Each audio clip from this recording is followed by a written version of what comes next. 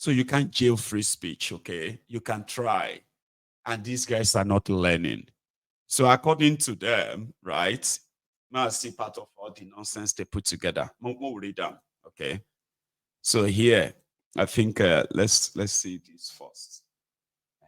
So these bills stipulate that anyone found guilty of destroying national symbols, refusing to recite the national anthem and pledge, defacing a place of worship with intent to incite violence, or undermining the federal government, shall face a fine of 5 million or 10 years in jail. But if you know recite national anthem, oh, Nigeria we fade. Now that the state capturers are implementing their state capture policy, Nigeria we jail thee. Right? Okay, yes. So meanwhile, it states that anyone who set up an illegal roadblock, performs unauthorized traffic duties, impose an illegal curfew, or organizes an unlawful procession will be subject to a fine of 2 million naira or 5 years in jail, or both upon conviction. You go jail for 5 years if you protest, block road, say you the protest, you'll go jail. Also, they said it also imposes a fine of 4 million naira or a 2-year prison sentence for anyone convicted of insulting, defaming, embarrassing, or bringing into disrepute the leadership of a community, religion, lawful group, local government, state, or what's the rest one? Anyway, Baba, if you say anything, we make Adeboye vex. You go do jail na 10 years. Any local community leader, anything where you do, we make them angry. You know me, if you just say, for example, now, the Oba of my town, Alaye of Odogbolu now, or the Oba of Odogbolu, sure you get it, right? So let's say they just feel like this boy where they talk on social media. Kabiesi, are you comfortable? I mean, we're comfortable. I'm not comfortable. I say, but there is a law. Only say want 10 years. You can send him to 10 years in prison. All you have to say is to come and say that you are not comfortable with Mayegun and all the things he's doing on social media. Easy. Kabiesi, let's go. They will just have to go and tell police and say, Kabiesi, we're comfortable. Kabiesi is not really, honestly, or Chief Imam is not comfortable. For example, now if Chief Imam feels like what you are doing in his community is not comfortable, that's pretty much it. Doesn't, the intent is what that matters. Say, okay, are you comfortable, Kabiesi? Kabiesi, 10 years, yeah. You heard him. You made a whole Kabiesi uncomfortable. Meanwhile, Kabiesi is part of the system, remember, Abi? How dare you make a whole appointee or a minister uncomfortable? So a minister will just sit back and pick up his phone or her phone and be looking at those people who are making her or him uncomfortable on social media. Say 1, 2, 3, 4. Baba, they would have to build a lot of jail. Remember that. Here is another one. Okay. Yeah. Where is that one? It said, the proposed legislation and 10 of the proposed legislation further state that any person who engages in activities that foster mutual suspicion, mistrust, or intolerance, leading to conflicts and violence that threatens Nigeria's corporate existence, peace, and security, commit an offense and is liable to a fine of 5 million naira or 10-year jail term. Let's say you start a rumor. For example, the Igbos are coming to take our land. So you see, Ronuku, and you go share one.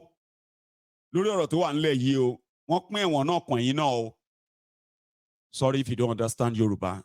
If we have any Ronuku watching right now, Ronunazi, as in, they're not really kind of, I don't know.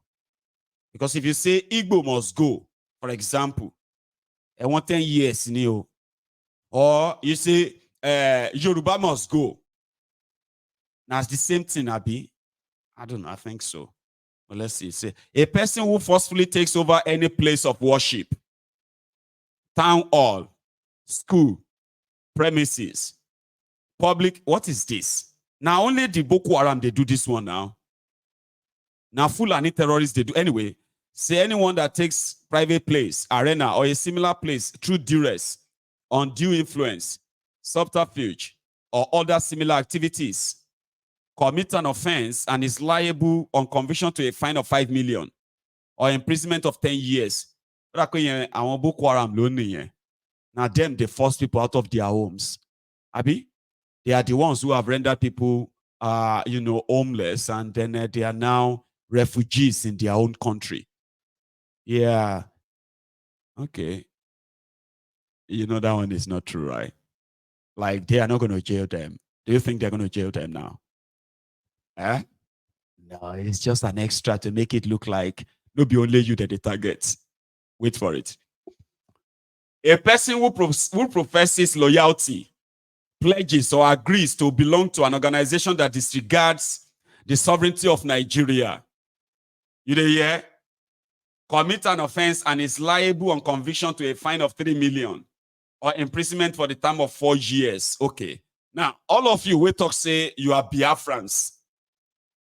If they follow, your own are 4 years. All of you that are also saying Yoruba Nation, people like me, okay, if I belong to an organization that is, promoting agitation, so that means 4 years and 3 million. Okay. So how come I share? What is it to me? I don't get to share now. So the criminals destroying Nigeria, dividing Nigeria, right? They call me bully. So I bully them. They say I am bullying them, which is not true, by the way, okay? So they're making laws for people like us who they believe are bullying them. So I go jail for 10 years for making them uncomfortable. I'll go jail for making my community leader uncomfortable, or religious leader, anybody. I want 20 years. I want 20 years. Then this last one, where I can say, I support the breakup of Nigeria. So therefore, we want a referendum to do that. So they won't give me a referendum. They'll give me 4 years, J. Oh, the 24 years, baba. Or more. I calculate jail time me, so you don't need to threaten me with their jail anymore. I don't, we got up penis, now everybody they won't put for jail, all because of the failing. All because of these failing criminals who are not ready to take responsibility for their failure. One of in law, you 24. If you calculate your own, so far so good. 24 ni todo temi, but continue. Here is another one.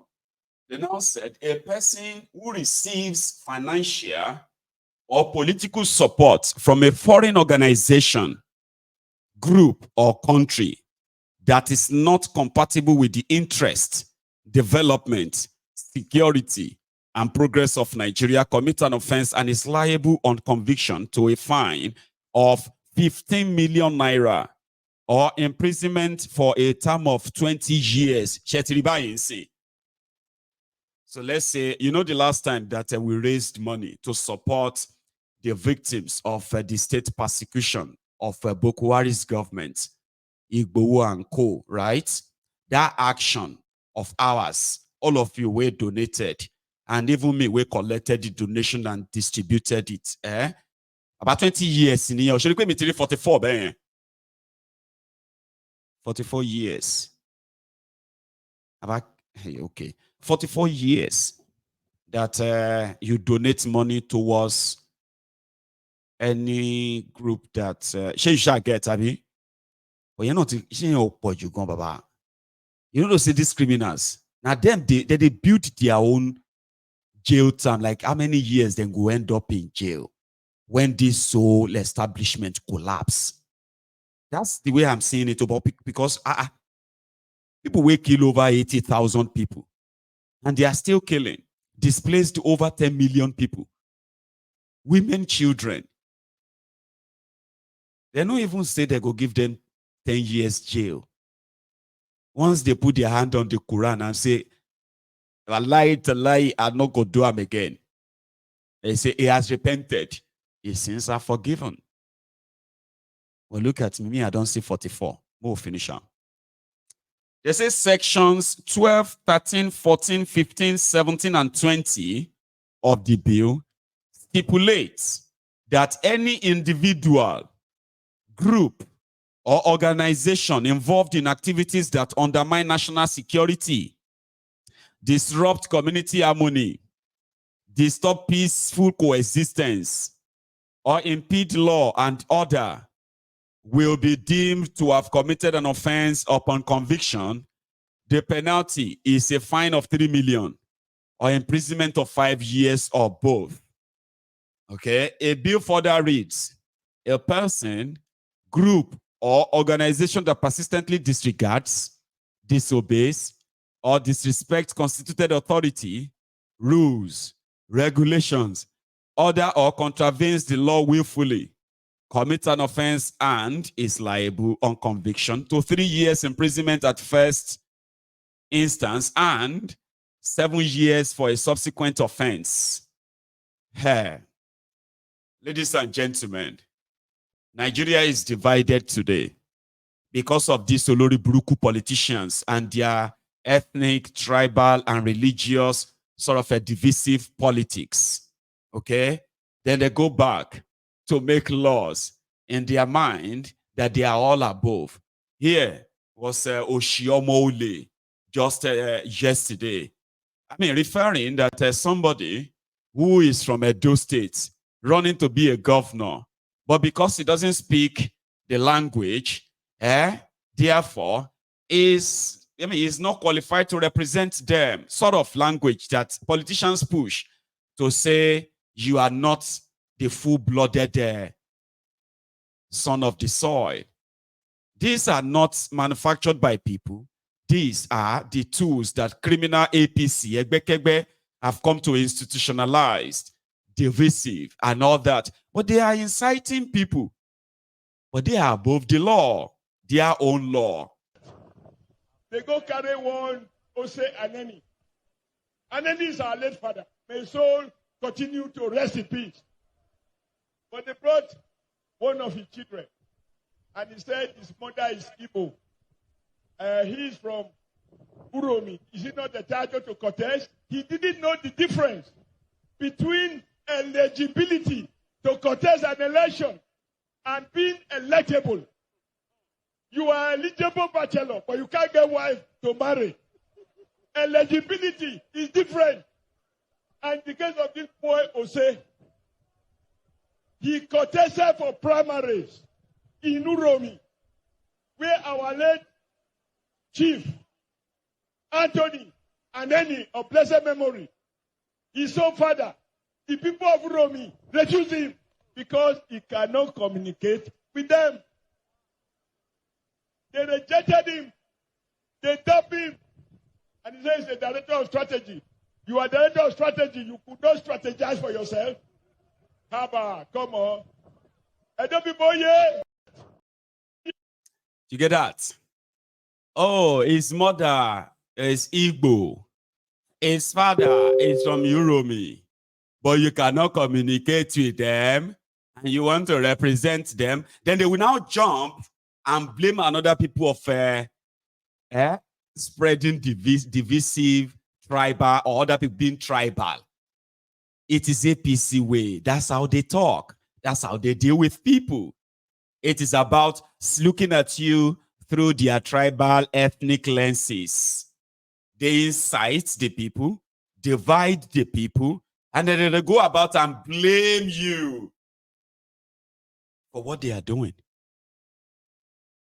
And to cover it up, they want to make laws to jail people like that. Oshiomole should not be on his way to Egbinedion prison. I don't know if that's a prison. What's that popular prison in Benin?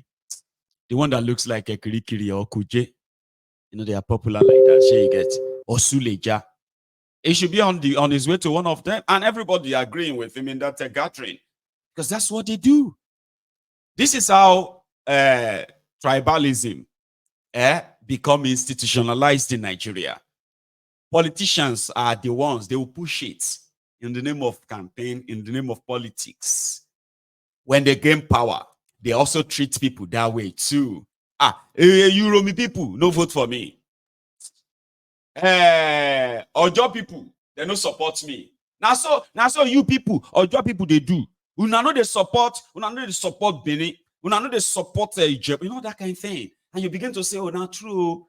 Oh, maybe Takpa people hate us concept. They hate us. They hate us. They know they support us. That's what they do. They spread this hatred. Yeah. They institutionalize them and then turn around and say, this country is still divided. Oko prison. You're not supposed to go Oko prison and call him back in 2034, 10 years after. I mean, he is inciting people. They did it in Lagos. They say GRV no speak Yoruba. How can somebody that cannot speak Yoruba represent Yoruba state? They didn't know what they are doing. You think they did know what they are doing? Of course, they do know what they are doing. It is the tribalism being spread because it keeps people divided. It keeps them shouting at themselves. Hey, you, shut up. Where's your papa? Where's your mama? You this one. Look at you. You look like, see this one, sir. He cannot even talk. See, you are not, you are busy with all of that. You're not bothered about your children's education. The policies that these guys are putting together for your children's education. You don't even have a clue. What is their policy on your health care, your safety, the economy generally? You've dissipated so much energy in the narrative they've pushed, and then they stay away and watch you tear yourselves apart. I'm not preaching unity because, listen, I know be unity beggar. I'm just kind of giving you the picture of what these guys does and how you, the enablers, have been unconsciously or subconsciously have been helping them. But they are the ones who are talking about national unity, national progress. How can you have national unity and progress when you guys are united in looting? Then you are making laws to keep people away. You think laws will protect you from them? Go and send them to jail. If you talk anyhow, go to jail. Let's say if I know if you sing national anthem, I go jail. Papa, I go jail because I know if you sing Nigeria, we AD, we plenty, including these guys.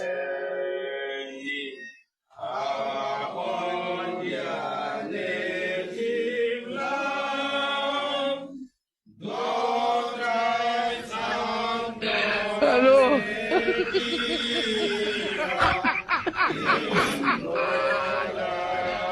Hola, cabrón.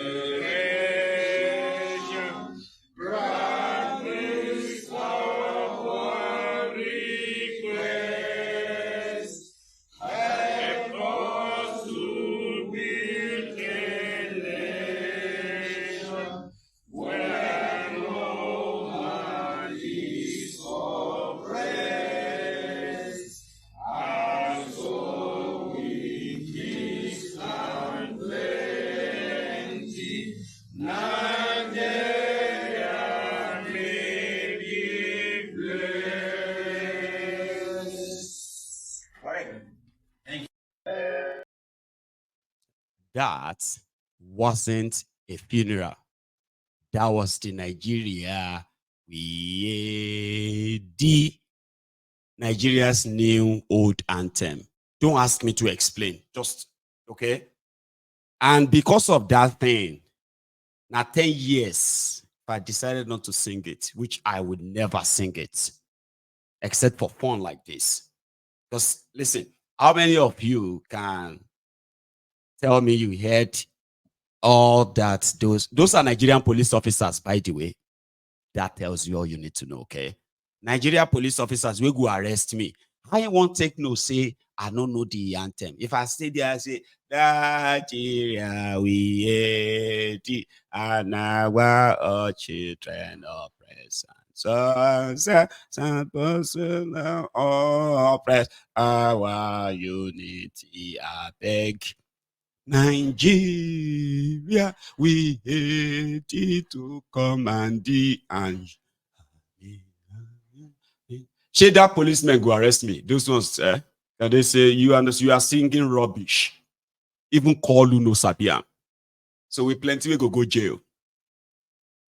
If I ask the EFCC, I say, EFCC chairman, come here.